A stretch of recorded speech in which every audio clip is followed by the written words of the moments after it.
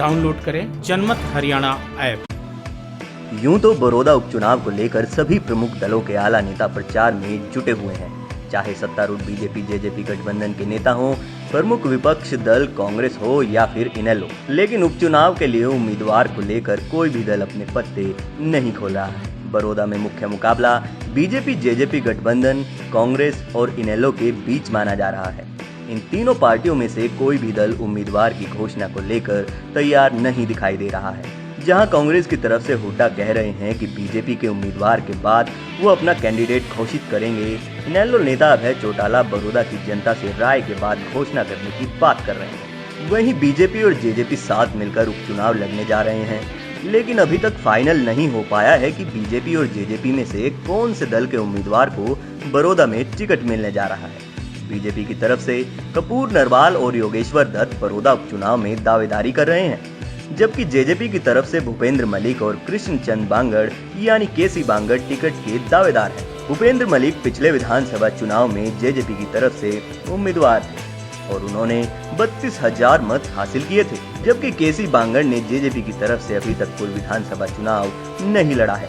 लेकिन इनेलो की तरफ से वो 2 बार गोहाना से किस्मत आजमा चुके हैं। इनेलो ने गोहाना से केसी बांगड़ को 2008 के उपचुनाव और 2014 के विधानसभा चुनाव में उम्मीदवार बनाया, लेकिन दोनों बार उन्हें कांग्रेस के जगबीर मलिक से हार का सामना करना पड़ा। वैसे तो केसी बांगड़ ने 2014 के विधानसभा चुनाव के बाद से ही बड़ौदा से चुनाव लड़ने की तैयारी शुरू कर दी, लेकिन पिछले विधानसभा चुनाव के दौरान उनकी तबीयत खराब होने की वजह से वो चुनाव नहीं लड़ पाए थे। बांगड़ का गाँव कोहला बड़ौदा विधानसभा क्षेत्र का ही हिस्सा है।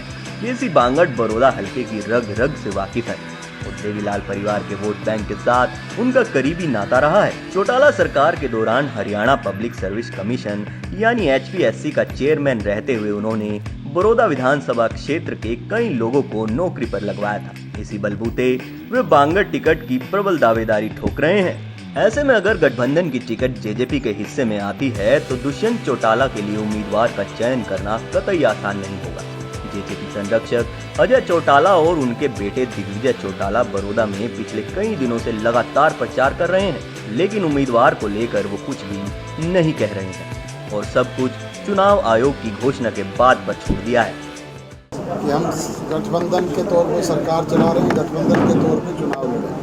जब मीडिया हल्के में जाती है तो हल्कावासी जो जेजेपी के कार्यकर्ता हैं वो कहते हैं कि हम उम्मीदवार देख के अपना गठबंधन की दिशा को निर्धारित करेंगे कि हमें बीजेपी के साथ में मिलकर वोट डालने या नहीं। उन अपने कार्यकर्ताओं को आप क्या कहना चाहेंगे? चुनाव में तो बेटा लोग कैंडिडेट को देख करके ही डिसाइड करते हैं। पहले चुनाव घोषित करवाएं, फिर हम कैंडिडेट घोषित करेंगे और सब एक साथ जुट करके काम करें। भूपेंद्र मलिक खुद को मिले वोटों और बांगड़ अपने रसूख के बलबूते पर टिकट मांग रहे हैं। दोनों का अपना अपना मजबूत दावा है। जहां भूपेंद्र मलिक के पास अपना जनाधार है, वहीं केसी बांगड़ जेजेपी की शुरुआती कोर टीम का हिस्सा रहे हैं। बांगड़ उस वक्त ओम प्रकाश चौटाला का साथ छोड़कर दुष्यंत चौटाला के साथ आए थे जब वो अस्तित्व की लड़ाई लड़ रहे थे।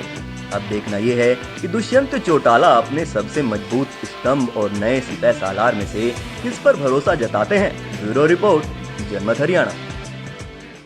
राजनीति के आगे, राजनीति के पीछे, हर हलचल को जानने के लिए हमारे YouTube चैनल जनमत हरियाणा को लाइक करें, सब्सक्राइब करें और अपडेट रहने के लिए बेल आइकन दबाना ना भूलें।